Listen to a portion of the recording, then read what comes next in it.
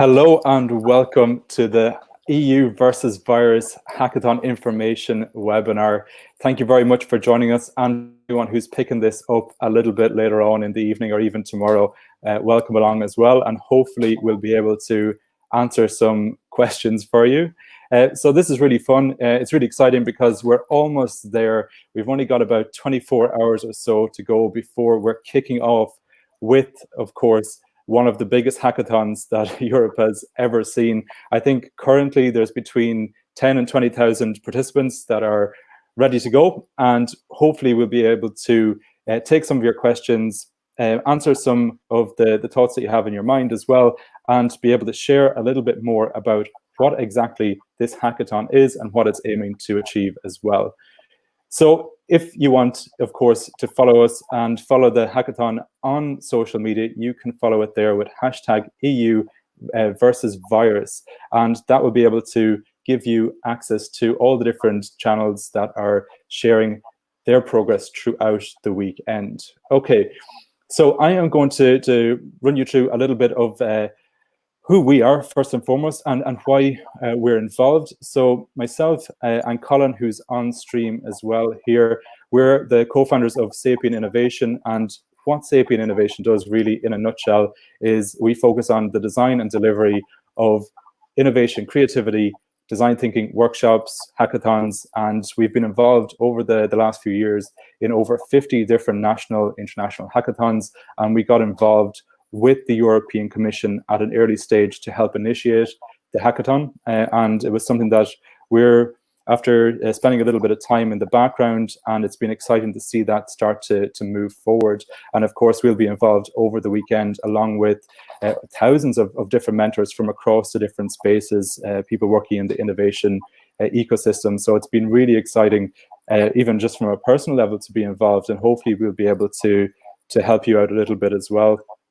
So in terms of the hackathon itself, Colin's going to take you through just what that is and what it hopes to achieve. But to give you, I suppose, a helicopter view of what it is, it's going to take place the 24th, the 25th, and the 26th of April, so starting tomorrow.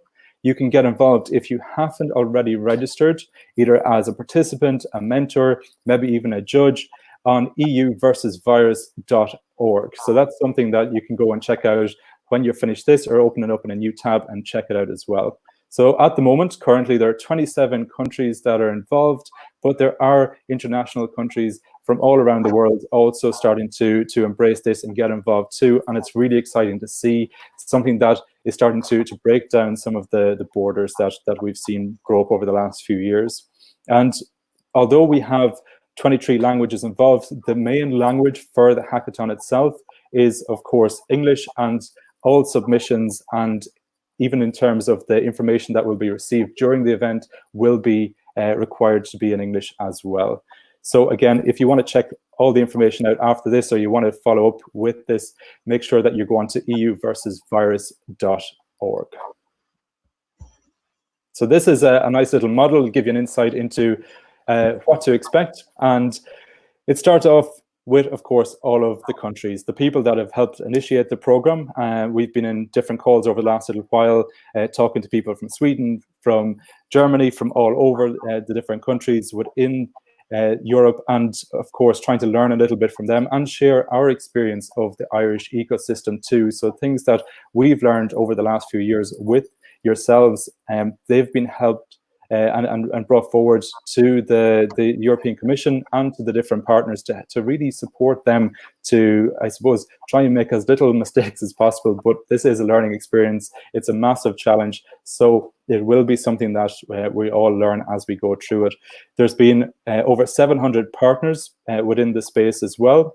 And of course, within those partners, they'll be supporting throughout the different stages of the hackathon itself, all the way through to when it finishes up. The European Commission will give you some support to take those ideas and bring them to the next level as well, with the whole focus of trying to create solutions to the challenges that we're seeing because of coronavirus. So Colin, I'm going to let you take it away from there. Thank you very much. So as David said, I'm Colin. I run Sapien Innovation with him, and about 3 weeks ago, we got in touch with the European Commission and their innovation department about a pan-European hackathon. So David and myself are national curators for Ireland. So we're gonna just give you some information about what the hackathon is, how it's gonna work, and how you can get involved. So the hackathon itself was offering a common organizational and technical framework that allows participants and people like yourselves to get involved in a pan-European innovation kind of hackathon to develop solutions, technical, political, or social solutions to help Europe and the world at large tackle COVID-19 and the current crisis we all kind of face.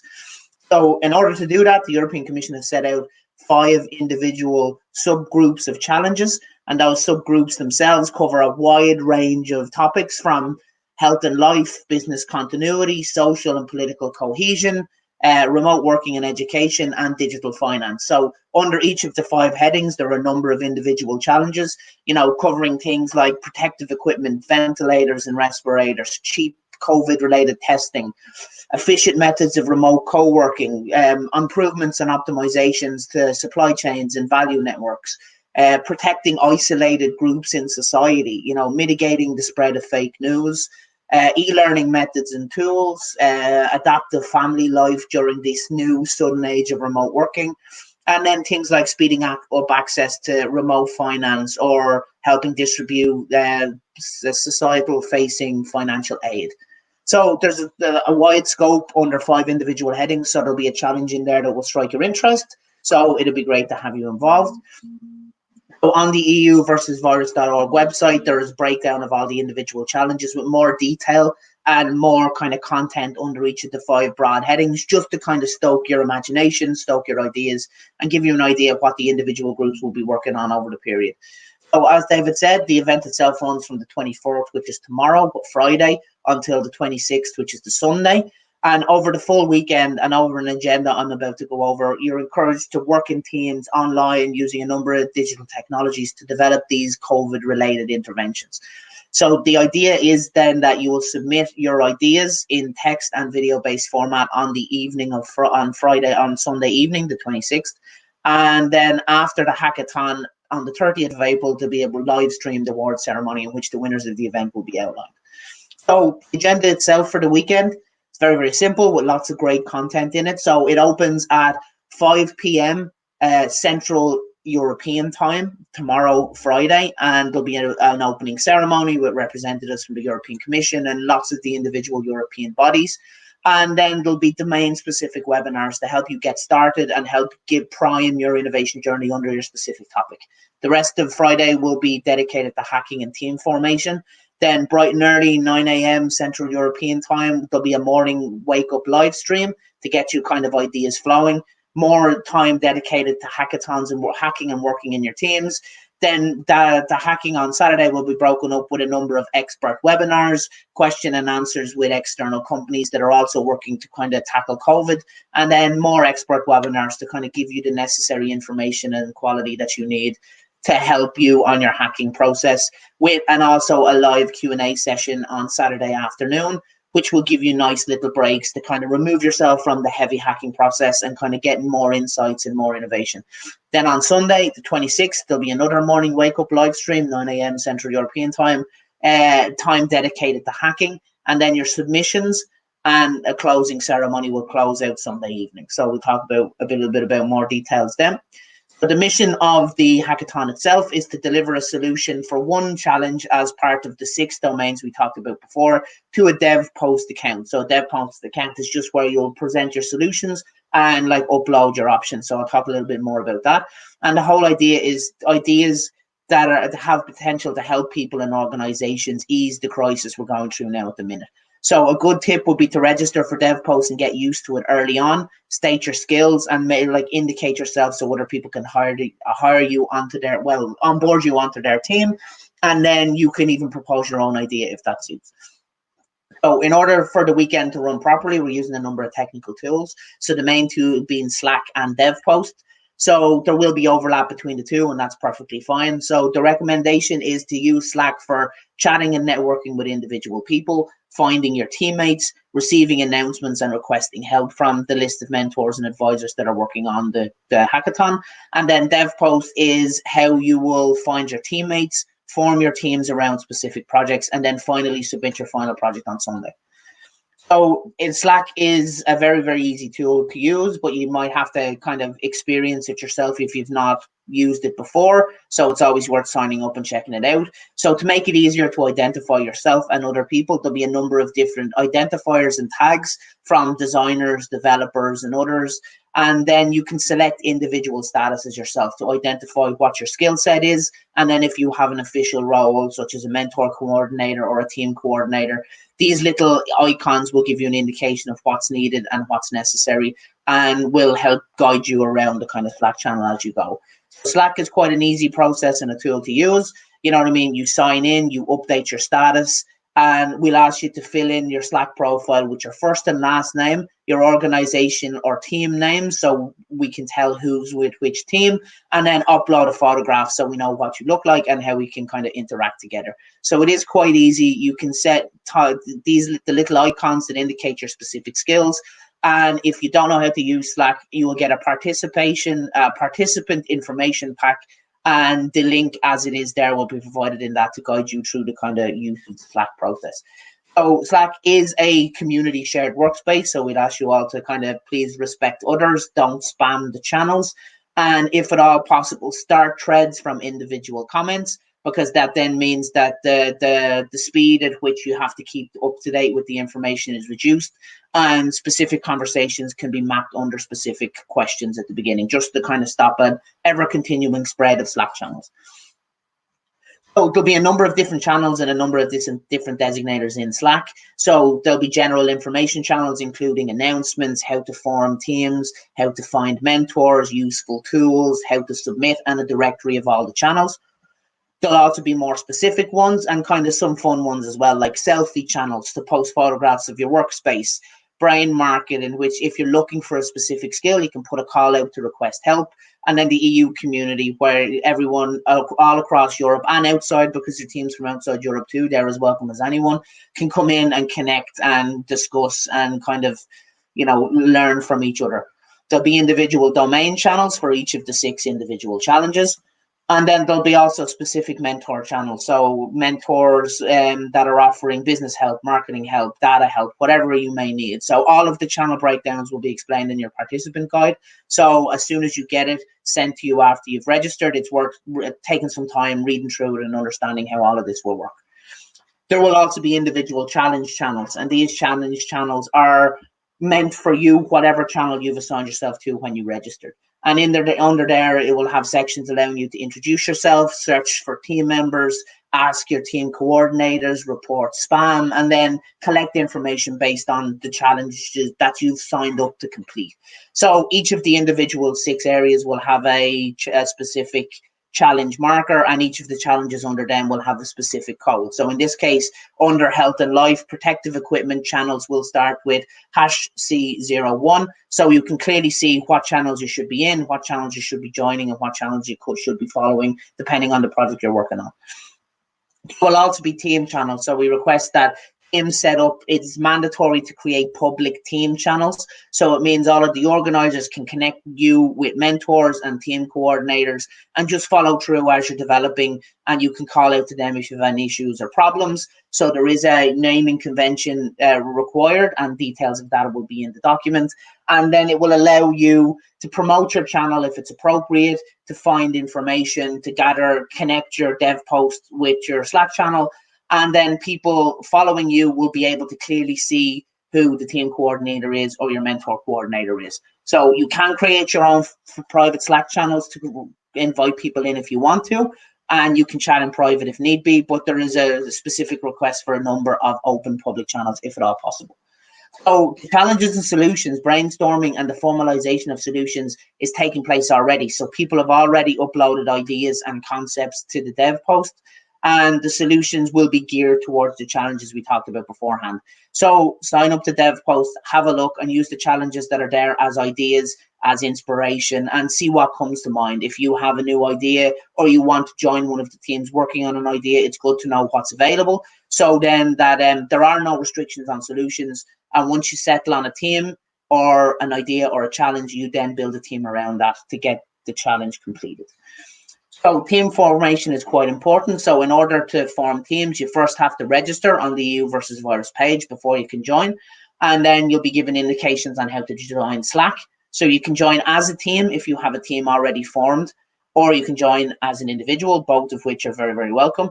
And then the teams can be made before or during the hackathon itself. So there's a maximum limit of 7 people per team and no minimum number. So it can be 1 person up to a maximum of 7. And all that matters is that you can contribute to helping people tackle and deal with COVID around the world. So formal team creation does happen through DevPost, and it will happen up until 9 p.m. Central European time on Friday the 24th. So, try and make sure your team has a wide variety of skills: developers, designers, engineers, sociologists, economists, anything and everything, just to make sure you've got a rounded skill profile. So DevPost is what is going to be used to form teams and then submit your team suggestions. So when you register for the hackathon, we ask you to register via DevPost, write a brief description to introduce yourself, describe your experiences, any languages or technologies you're most interested in using, and the idea you'd like to build. So again, in the participant guide, there's support there to help you work through that process. And there's also a participant page. So you can use this participant page to look for teammates, to send team up requests to individuals or ideas, and to help you build your team. So even in the participation pack, there'll be guides and suggestions and links on how to effectively form teams in DevPost if you're not familiar with it. And DevPost also has a discussion page. And in this discussion page, you can chime in, you can communicate, you can chat, you can build conversations around ideas or concepts, and then use that to kind of increase the flow of communication between yourself and the other kind of participants of the hackathon and build teams then around that. So if you are an individual, you don't have, we're more than welcome to join as well. So if you don't have a team formed, you can join the Slack group and post into the specific channel in which is dedicated to people searching for teams. So you can ask team coordinators, can you join up to a team? You can ask proposers and mentors to join up too. And then you can kind of connect and look for the support that you need over the weekend. So it's as open to groups of people as it is to individuals. And there is naming conventions and support on how to find teams if you need to find a team in the participation guide. So over the course of the weekend, there'll be lots of mentors will be provided to you, and mentors will consist of 2 individual tracks. So there'll be a team mentor, and that will be the team's coach throughout the hackathon. They will be responsible for between 5 and 10 teams, and their job is to help you throughout the process of the hackathon. But in addition, there'll be skill mentors, and skill mentors are people that have specific expertise in a field, and they'll be there to support you with specific problems or requests as your team comes up with them and as the kind of weekend develops. So your main point of contact for mentors will be mentor coordinators, and they will help you get connected to who you need. And if you have any issues or any problems or concerns, you can raise a request with them in the dedicated Ask the Team Coordinator channel. And the mentors will have 3 key checkpoints over the weekend. So details of these checkpoints will be in the participation guide. And these checkpoints are just there to make sure you can connect with the mentors when you need them and update all of the information as you go to make sure you get the support that you need, and to help the mentors guide your progress, match mentor experience with what you need and things like that. So the skill mentors then, as I said, are experts in specific areas, and they'll be there to provide hands-on support if you need it. And they won't do the work for you, but they'll be there to support you in specific areas. So you know what I mean? The main goal for mentorship is to support you to get going again if you get stuck, or to provide you with actionable advice that will help you deliver a working solution at the end. So skill mentors will have a specific tagging structure as well, and will identify them as specific mentors. So they're there as support if needed. There are a number of tools as well provided and suggested to help you throughout the hackathon process. So them mainly being Miro, Airtable, Bubble, Glide, Firebase, Backendless, InVision, and Workstreams. And these help you build applications without coding. They'll help you collect data via forms. They'll help you work team flow charts. They'll provide you back-end API support and design tools with very, very simple features. So these are available and details will be provided to you. But if you don't know how to code, like I don't, I'll admit, you can, there's lots of suggestions and solutions available to you. No code approaches and kind of even concept design approaches. So there's lots of support provided in there as well. So at the end of the weekend, you're going to be asked to pitch your idea. And the pitching your idea and submitting your project consists of 2 phases. The first one is a text-based pitch. And that basically is composed of 7 questions that you should be able to prepare before you submit your text-based kind of submission to DevPost. And these are what the problem your project solves, what solution you bring to the table, what you've done during the weekend, how your solution can impact the COVID crisis, what necessities there are in order for the project to continue, the value your solutions have after the COVID crisis passes, and then the URL to whatever prototype you've developed. You know, if it's a website, if it's a GitHub link, if it's a Google Drive folder, whatever it may be, just a way to point the judges and the mentors towards your specific solutions. So this then needs to be submitted along with a video before 11:45 Central European Time on Friday, the 26th of April. So in order to go with that, we want you to submit a video pitch. And the video pitch is very, very simple. No longer than 2 minutes. And these are very, very strict requirements. No longer than 2 minutes. And upload it to YouTube as a public video. And then you'll submit the link to that video into the kind of dev post with your text-based submission. So the rest of it is up to you, but there's suggestions on how to structure the video. Mainly identify the problem, identify the solution, what you accomplished over the weekend, and what you're planning to do going forward. So, you know, you only have 2 minutes, so you need to be concise, you need to be short, you need to get your ideas together, and you need to kind of post the video under the 2 minute submission. So then you could submit it to DevPost on the Sunday. So the evaluation criteria and judging criteria will be listed on the DevPost account and in the participant guide you get. And after you submit your video, it will go to be evaluated by a panel of judges, and those judges will rank them on a scale of 1 to 10 for each of the criteria. Then your submission will be evaluated against all of the other submissions in your challenges. And if you come out on the top 10%, the highest 10% will then progress further, and they'll be judged by a panel of highly recognized leading experts in that specific field. They will vote again on the same criteria and choose winning projects and runner-up projects in each of the categories, with winners notified, and it will be announced on the 30th of April via email. So the judging criteria, impact potential. What is the potential your idea has to have an impact on society? Technical complexity. And it means like how complex your solution is and how viable it is to actually work in practice. Prototype completion, how far along have you got a prototype over the course of the weekend and how far advanced is it? And then business plan, how feasible is it? How economically viable is it? And how much societal value does it have? And, you know, how can it impact markets and sustainability going forward? So in order to support you, there's going to be a number of live streams over the course of the weekend, but already there's been 4 live streams over the last few days. And these live streams had industry experts, you know, country leaders and business leaders give you insight on the EU versus virus hackathon, on business, on entrepreneurship, on innovation. And they've included some like very high profile names like Daniel Ek, the co-founder and CEO of Spotify, and other kind of personalities in the startup, entrepreneurship and technology space around the world, effectively. So what's next? So that's a brief overview of how the weekend will run. So if you're interested, which we hope you are, so we want to get as many submissions and signups from Ireland as possible. So in order to do that, we would like you, 1, to register online at the euversusvirus.org website. Join the dev post and submit your ideas if you have them, and links will be provided when you register, along with the participation guide, which you will also get. So we ask you read that as soon as possible to understand how the weekend is going to run.